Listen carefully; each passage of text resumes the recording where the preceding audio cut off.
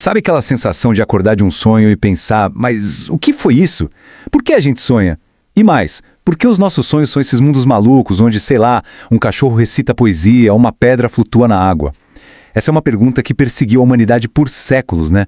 E foi justamente a busca de Sigmund Freud para decifrar esse enigma que virou de cabeça para baixo o que a gente entendia sobre a mente. Pois é, essa citação, que vem do próprio Freud, pega exatamente essa estranheza que todo mundo conhece. Porque no mundo dos sonhos a lógica simplesmente vai passear. Pessoas que já partiram aparecem para conversar, a gente mistura lugares, pessoas que não têm nada a ver uma com a outra, e o mais doido é que na hora a gente aceita tudo, não questiona nada. É como se fosse um teatro do absurdo, sabe? Só nosso, que acontece toda santa noite. Então, a grande pergunta é essa. Por milênios, a galera achava que os sonhos eram, sei lá, mensagens dos deuses, premonições, ou só um barulho mental sem sentido, sabe? Coisa de quem comeu demais antes de dormir. Mas aí veio Freud com uma ideia que ia mudar completamente o jogo. Para ele, essa bizarrice toda não era caos, era um código. Ele defendia que os sonhos não são aleatórios, muito pelo contrário. São uma das criações mais complexas e cheias de significado da nossa mente. Cada coisinha esquisita, cada virada de roteiro sem pena em cabeça tem um porquê.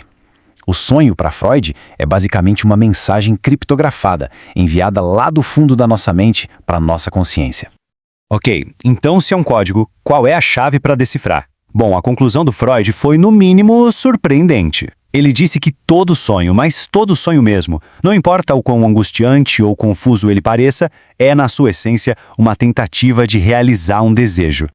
Pensa só, o sonho é aquele lugar onde a gente consegue o que a vida real não dá. É tipo um palco particular para a gente se compensar. A pessoa não conseguiu a promoção no trabalho? Talvez naquela noite ela sonhe que é CEO de uma empresa gigante. A gente passa por uma decepção durante o dia e o sonho vem à noite para, de alguma forma, nos dar aquilo que a gente queria. E a prova mais clara disso, para Freud, vinha dos sonhos das crianças, inclusive dos filhos dele. Os sonhos dos pequenos são super diretos, sem disfarce nenhum. Eles simplesmente sonham com o que não puderam ter o dia anterior. A menina que ficou chateada por não ir à montanha, sonha que foi. O bebê que não ganhou morango, sonha que comeu. É a realização de desejo na sua forma mais pura, mais cristalina. Até aqui parece simples, né? Mas, se é só isso, por que os sonhos dos adultos são tão complicados, tão bizarros? Por que a gente não sonha direto com o que a gente quer, que nem as crianças? E é aí que entra um dos conceitos mais incríveis de Freud, a tal da censura dos sonhos. É que, segundo Freud, o sonho tem duas camadas. Tem o conteúdo manifesto, que é a historinha que a gente lembra quando acorda, mas por baixo disso tem o conteúdo latente, que são os pensamentos e desejos de verdade. Olha esse exemplo, um sonho terrível com a morte de um sobrinho querido. Na verdade, não era um desejo de morte de jeito nenhum. Era um disfarce para um desejo de reencontrar uma pessoa que ela só via em funerais. O sentimento de tristeza foi deslocado, mas o desejo, o de reencontrar alguém, foi realizado. É como se a mente se protegesse, escondendo um desejo que ela julga inapropriado por trás de uma emoção que parece mais aceitável. E para criar esse disfarce todo, a mente usa uns mecanismos bem espertos, quase como um espião. Primeiro, a condensação. Ela pega várias ideias e pessoas e amassa tudo numa imagem só. Aquela figura autoritária no sonho pode ser uma mistura do chefe, do pai, de um professor, tudo junto. Depois vem o deslocamento. A mente pega uma emoção super forte que a gente sente por algo importante e joga para algo que não tem nada a ver. Alguém pode sonhar que está com uma raiva mortal de uma caneta quebrada, mas na real a raiva é por outra pessoa. E por fim, a censura em si, que garante que aqueles desejos mais profundos, mais proibidos, só apareçam bem disfarçados, quase irreconhecíveis. Mas não é só de desejo que vivem os sonhos. Freud descobriu outra coisa impressionante. Eles também funcionam como um tipo de arquivo secreto da mente. Eles conseguem acessar memórias que a gente tinha certeza que tinham sumido para sempre. É um fenômeno que ele chamou de hipermnésia, uma supermemória. Olha só, um dos vários casos que o Freud analisou. Um paciente dele sonhou com essa palavra esquisitíssima, kontusuvka, e tinha certeza absoluta que tinha inventado aquilo na hora.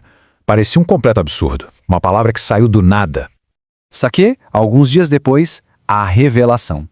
Ele fica chocado ao ver exatamente esse nome no outdoor. Um outdoor pelo qual ele passava todo santo dia, 2 vezes por dia há meses. O cérebro dele tinha registrado a palavra, mesmo que a consciência nunca tenha anotado. O sonho não inventou nada, ele só se lembrou.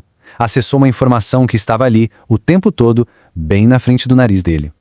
E tem outro caso que ilustra isso perfeitamente. Um cientista sonhou com o nome de uma planta, Asplenium. Anos depois, mexendo em umas coisas velhas, ele acha um álbum antigo e lá estava a planta, com o nome escrito pela mão dele mesmo. Uma memória que ele tinha apagado completamente. A mente consciente esqueceu, mas o sonho não. E aqui que a coisa toda se amarra. Para Freud, os sonhos muitas vezes disfarçam nossos desejos mais profundos, mais primitivos e às vezes mais proibidos. Aqueles que nascem lá na nossa infância. Isso nos leva talvez ao conceito mais famoso e polêmico de Freud. Ele não está falando de um desejo adulto aqui, mas de uma dinâmica fundamental da infância. A criança que, inconscientemente, vê o pai ou a mãe do mesmo sexo como um rival pelo amor e pela atenção total do outro.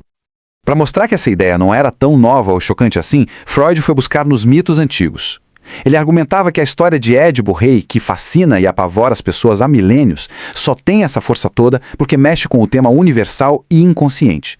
A própria citação de Sófocles mostra que os gregos antigos já tinham sacado essa estranha verdade que aparece nos sonhos. A interpretação de Freud é que a tragédia de Édipo nos obriga a encarar uma parte oculta de nós. Ver a peça seria como ver um sonho nosso se tornando realidade ali no palco. A gente fica horrorizado porque lá no fundo a gente reconhece aquela fantasia infantil que a história toda representa. Certo. Depois dessa viagem toda pela mente, o que isso tudo quer dizer afinal? Qual é o grande resumo, a lição que a gente pode tirar dessas teorias complexas de Freud sobre os sonhos?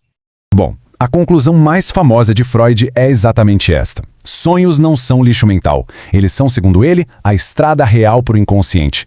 É a via de acesso mais direta que a gente tem para tudo o que acontece escondido na nossa própria mente. E quando a gente aprende a decifrar essa linguagem cheia de símbolos, a gente não está só entendendo sonhos, a gente está entendendo a nós mesmos. Nossos medos, nossos desejos, aquelas memórias esquecidas que nos transformaram em quem somos.